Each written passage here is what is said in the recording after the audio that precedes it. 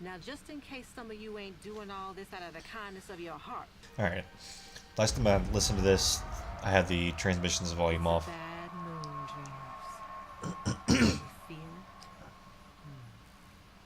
From my perch at Nightwave, I listen at the windows of the wealthy and well-to-do. Ever heard of Saturn 6? News to me, too. Turns out, the Grenier had a max pin floating some 6 leagues deep in the gas. No one knew about it, 'cause no one ever busted out. Until now, right. Some Grenier meathead they started calling the Wolf, on account of him taking up Howe. That's me! Decrypts say he was a model prisoner, doing the time. Fabbing bombs with the rest of his con bro. Apple of the warden's eye, even. But something cracked, and now he's out there on the loose.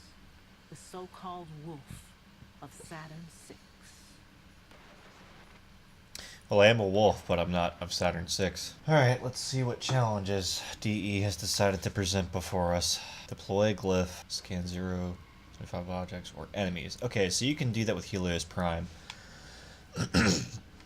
Fully socket, 10 sculptures, you could just go do arbitrations for that. Complete 8 bounties in the Plains of Eidolon. I guess that's kind of easy. Complete invasion missions of any type. Complete 3 capture missions weekly. Kill 500 enemies weekly. Scan 5 scans for Cephalon Samaris. Like 5 different targets. Complete 3 waves of Sanctuary Onslaught. Okay. Kill 100 Xmas units. Kill or capture an Eidolon Hydralist. That's easy. Complete a sortie while playing with a friend or clanmate. That's easy too. So these isn't too bad. What are the rewards? Sigil, Glyph. Use to purchase Nightwave's cred offerings. Use them or lose them. Wolf cred expires when the program ends. Okay. So it's time sensitive. Hey horse, what's up, man? 2 weapon slots. So I can stop giving out weapon slots and frame slots. Noggle statue. Some more decorations, more wolf credits. Former bundle. Yeah, I'll stop giving out former bundles too. Wolf salute. I definitely need to get that. Orcan catalyst. Nightwave sigil. Secondary fire will shoot secondary fire with a Grikata? What is secondary fire will shoot with 400 plus 40% fire rate until the magazine is empty. Killing 2 or more enemies will refund the ammo. Ammo. English, motherfucker, do you speak it? 20,000 Kuva? What? 1 to the 3. I like good pussy and I like good trees. Smoke so much weed you wouldn't believe. And I get more ass than a toilet seat. Dude, that's actually a legitimately good reward. Thank you, DE. Thank you. Another way to get Kuva. Holy freaking crap. Bursting mass. The infested mass accumulates 200% of the damage that goes through it and deals it in 15-meter radius when it expires. Secondary fire will manually detonate an existing mass. That's the... yeah, I know what that is. Another 20k Kuva, hell yeah. For the sleepless dreamers. Napalm grenades. Grenades leave a burning patch on impact. Plus 30%. Plus 30 base status chance. So the Penta might be a new viable option to use. Saturn 16. An Arcane Energize? What? Wow. That's gonna severely decrease the value of Arcane Energize. Wolf Howl, hell yeah. Summon the pack. Umbra Forma, Saturn 6 armor bundle. So that's actually not too bad rewards. Especially the 220k Kuva. I actually like that. It's a lot of cosmetics. The Catalyst is definitely going to help out a lot of new players.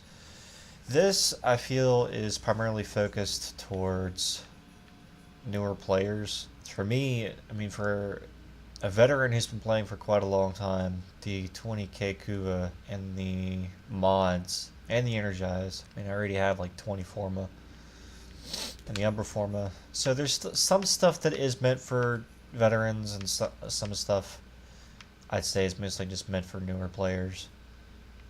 In particular, the weapon slots, the frame slots, the catalyst, formal bundles. At first, I really wanted to shit talk this.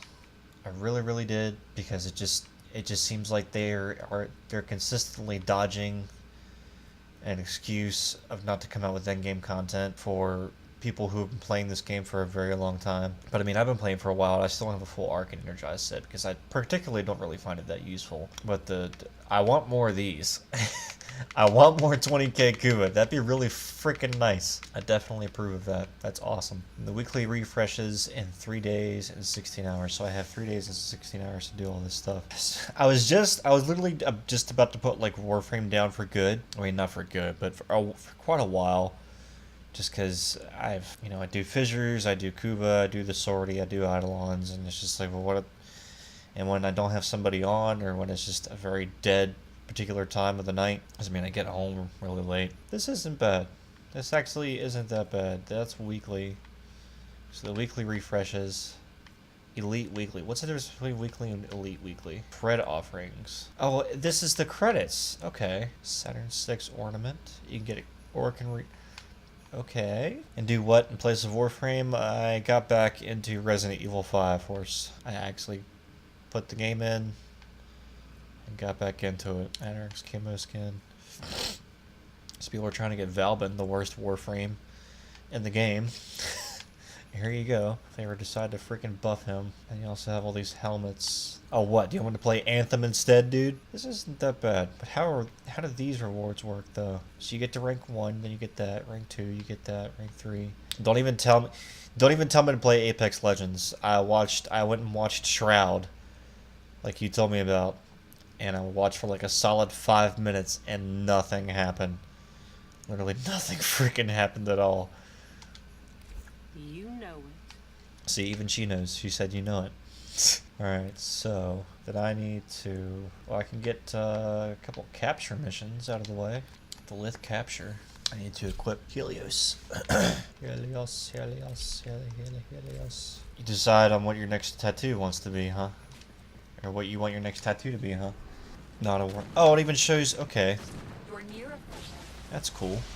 This is definitely the best way if this is your daily to scan objects. Just bring Helios. DE, if you make more Kuba rewards as part of the ranking up reward, I will never complain about Warframe again. I will have no right to complain about this game if you give me more Kuba. Or more ways to earn Kuba. Let's make like reward 10 through 20k Kuba. That'd be orgasmic. Or I will be one happy wolfie. I'll be one happy boy.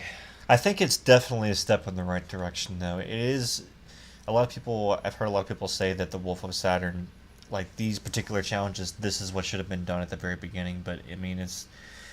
Warframe has been out for 6 years now, and they have to find certain particular ways that's going to make them money, and if they had done this right from the start, there probably would have been a lot more people buying cosmetics.